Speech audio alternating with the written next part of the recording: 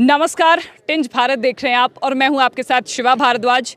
पालमपुर विधानसभा क्षेत्र के भरमात गांव में इस समय हम पहुंचे हैं।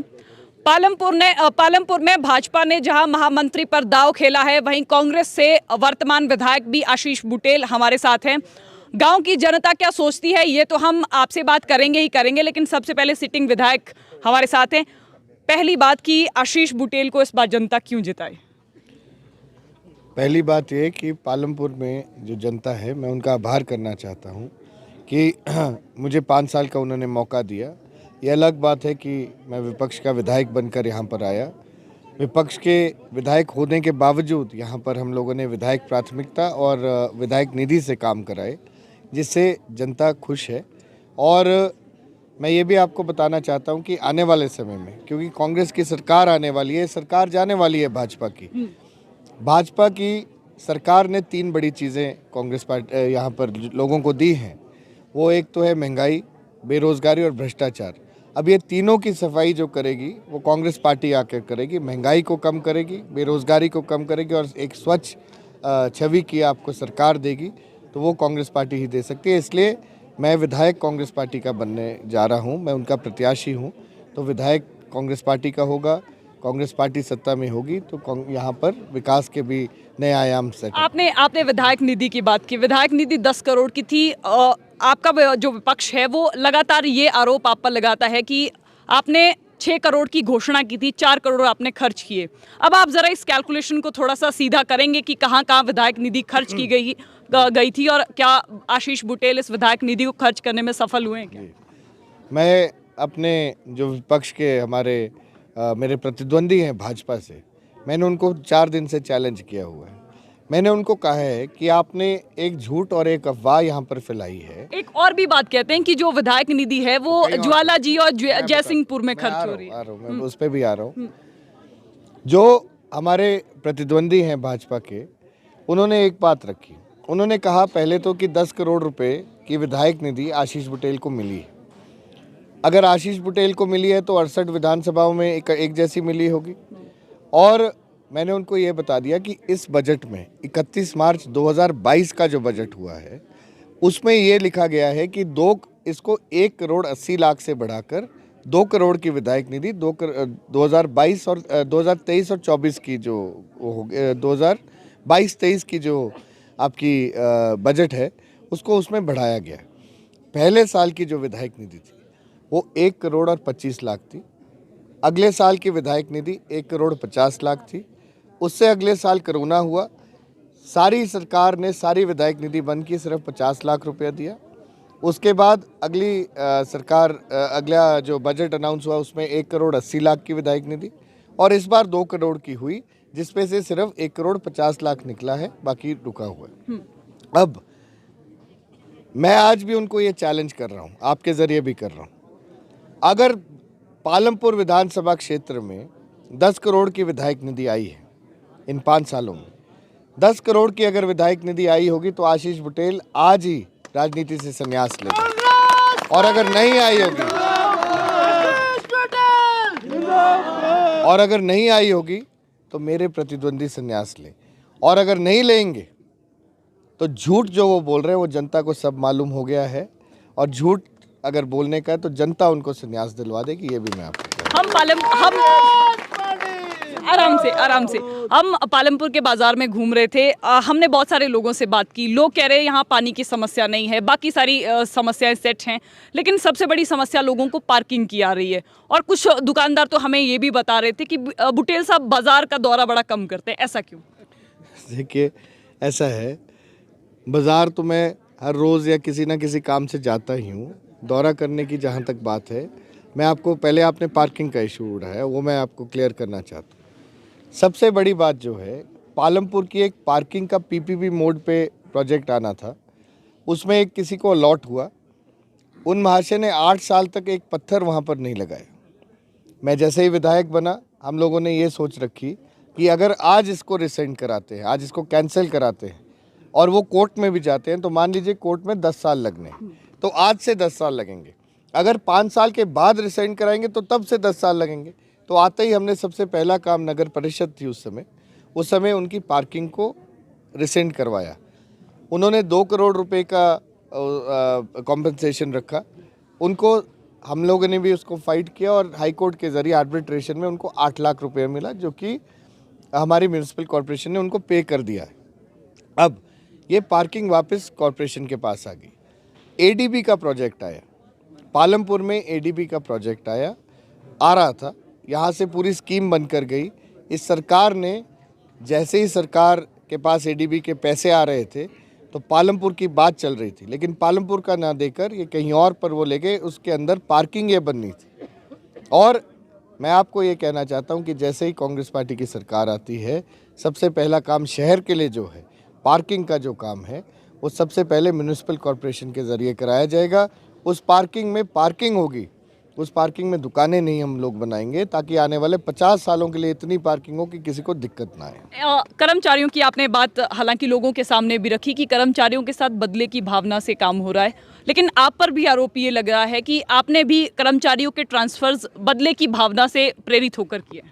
देखिए, मेरे को आप दिखा दें कि कौन से कर्मचारी की ट्रांसफ़र बदले की भावना से की है, वो तो एक बार आप बता दें। हम नहीं कह रहे हैं, विपक्ष कह रहा है। विपक्ष तो सबको, अगर विपक्ष कुछ भी कहना चाहेगा तो उसका ये मतलब नहीं है कि वो कोई सच्ची बात कह रहा है। मैं आपको कह रहा हूँ, विधायक निधि की बात कर रहे हैं वो झूठ कह रहे हैं, ट्रांसफर्स की बात कर रहे हैं वो झूठ कह रहे हैं।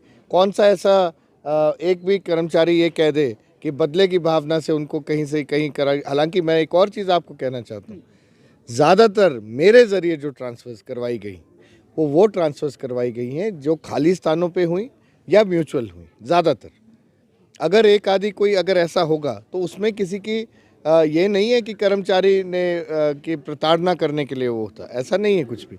लेकिन अगर इनको लगता है तो उसको भी सामने करें।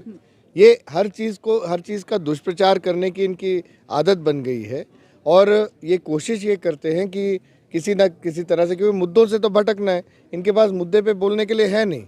महंगाई पे बोल नहीं सकते, बेरोज़गारी पे बोल नहीं सकते, भ्रष्टाचार पे नहीं बोल सकते, तो बात किसके लिए करेंगे? अगर बात करने को कुछ है नहीं तो दुष्प्रचार के अलावा इनके पास और है भी क्या चुनाव लड़ने के लिए? तो ये तो चलता रहेगा।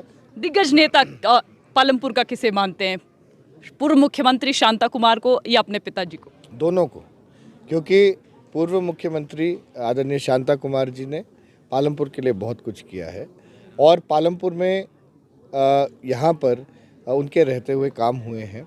और मुख्यमंत्री का दर्जा एक बहुत बड़ा दर्जा होता है जो कि पालमपुर को मिला उनके यहाँ पर रहते हुए। और मेरे पिताजी को भी मैं मानता हूँ, वो 5 बार के पालमपुर के विधायक रहे, मंत्री रहे, पिछली विधानसभा में स्पीकर रहे। अपने अपने क्षेत्रों में उन्हें बहुत अच्छा काम किया। मेरे पिताजी ने पेपरलेस असेंबली करी, जिससे 8 करोड़ की हर साल की बजट पेपर की होती है।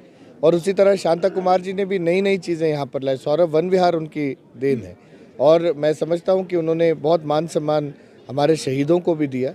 और सबसे बड़ी बात, एक राष्ट्र हित में उन्होंने हमेशा बात रखी है, जो कि मुझे लगता है कि बहुत अच्छी बात है, जिसके लिए हम लोग भी उनके कायल हैं। कांग्रेस में हमेशा बात होती है नेतृत्व को लेकर, लेकिन आपकी इस जनसभा में मैं सुन रही थी कि आपके मंत्री के नारे लग रहे थे कि आप भविष्य में मंत्री बनेंगे। समीकरण क्या कह रहे हैं? आपको क्या लगता है कि अगर आप जीत जाते हैं तो सरकार में डेफिनेटली मंत्री आप ही होंगे क्या? देखिए, अभी समीकरण सोचने और बनाने का कोई समय नहीं है। 12 तारीख को जनता ने वोट डालना है। अभी हम सब, मैं इनका धन्यवादी हूँ जो कि मुझे इस काबिल समझते हैं कि मैं प्रदेश का किसी डिपार्टमेंट का नेतृत्व करूं। लेकिन ये सब चीज़ें बात की हैं। सरकार बनने वाली है कांग्रेस पार्टी की, मंत्री बनना एक बात की बात है, पहले विधायक बनना ज़रूरी है। वो 12 तारीख को बन लेते हैं, उसके बाद बात करें। एक आखिरी सवाल, पालमपुर में जो बुटेल फैमिली है उसके करवाए हुए कोई 4 बड़े काम जो आप मानते हैं कि यहाँ के ऐतिहासिक काम हैं? देखिए, बुटेल फैमिली की जब आप बात करते हैं तो मैं अपने पिताजी से शुरू करता हूँ। मेरे ताया जी भी रहे और उनके समय पर भी और अभी भी। अगर हम 1972 से शुरू करेंगे तो बहुत लंबा वो खिंच जाएगा। कोई मेजर काम ये है कि हर एक विलेज को, आज पालमपुर ये कह सकता है कि हर एक गांव पालमपुर का, हर एक पंचायत आज सड़क के साथ कनेक्टेड है और अच्छी सड़कों के साथ कनेक्टेड है। सबसे बड़ी बात तो ये है, हर जगह पर पानी की सप्लाई की स्कीमें हैं, ये कांग्रेस पार्टी की देन है। Congress party degree college Palampur का कांग्रेस पार्टी की देन। कांग्रेस पार्टी की देन आपका मिनी सेक्रेटेरिएट पालमपुर का, फायर ब्रिगेड यहाँ पर लाना कांग्रेस पार्टी की देन। आपकी सब्जी मंडी यहाँ पर लाना, आधुनिक सब्जी मंडी कांग्रेस पार्टी की देन। इसके अलावा जितने भी यहाँ पर प्रोजेक्ट्स हैं, ऑफिसेज हैं, कांग्रेस पार्टी की देन। हॉस्पिटल जो है हमारा 100 से 200 बेड किया गया, कांग्रेस पार्टी की देन। हॉस्पिटल के विषय में आपसे एक बात जानना चाहूंगी। लोग कह रहे थे कि हॉस्पिटल में डॉक्टर्स की कमी है, इसका कारण क्या मानते हैं कि आपके जो ऊपर सरकार है वो किसी विपक्षी पार्टी की है या फिर अपना फेलियर मानते हैं? देखिए, मैं एक बड़ी सीधी सी बात कहता हूँ, मेरा फेलियर तब हो कि अगर हम उसकी बात सरकार तक नहीं पहुँचा रहे। मैं आपको एक उदाहरण देना चाहूँगा। इसी साल मेरे ख्याल जून जुलाई मई जून के आसपास की बात है, और 2.5 साल से बच्चों का डॉक्टर इस अस्पताल में नहीं था। बार बार विधानसभा में ये मुद्दा उठाया गया, मैंने उठाया, मंत्री जी के सामने उठाया, स्वास्थ्य मंत्री जी के, मुख्यमंत्री जी के सामने, कोई उसके ऊपर उनके कान पर जूं तक नहीं रेंगी। अल्टीमेटली कांग्रेस पार्टी के लोगों को सबको भूख हड़ताल के ऊपर बैठना पड़ा, तब जाकर यहाँ पर बच्चों का डॉक्टर आया है।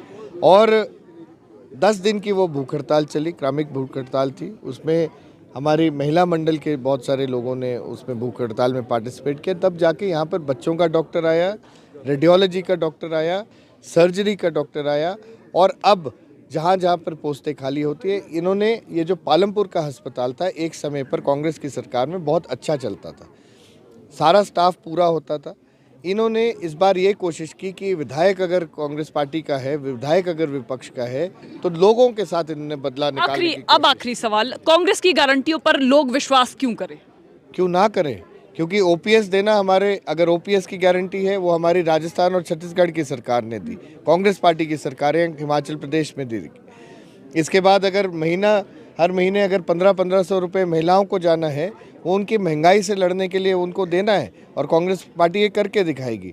युवाओं को अगर रोज़गार देना है तो सरकारी 1 लाख पद जो हैं वो हमने भरने हैं, वो एकदम से आएंगे। उसमें क्यों नहीं गारंटी? उसमें होगी गारंटी। ये सरकार कुछ नहीं कर पाई है तो उसका ये मतलब थोड़ी है कि हम लोग नहीं कुछ करेंगे।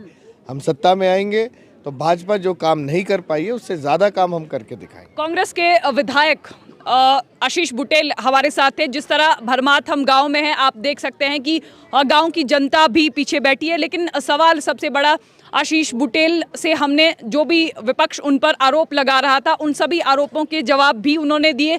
और महिलाओं से लगातार ये भी बात निकलकर सामने आ रही है कि गारंटियों के विषय में बात तो की जा रही है, लेकिन इन गारंटियों पर जनता भरोसा कैसे करे।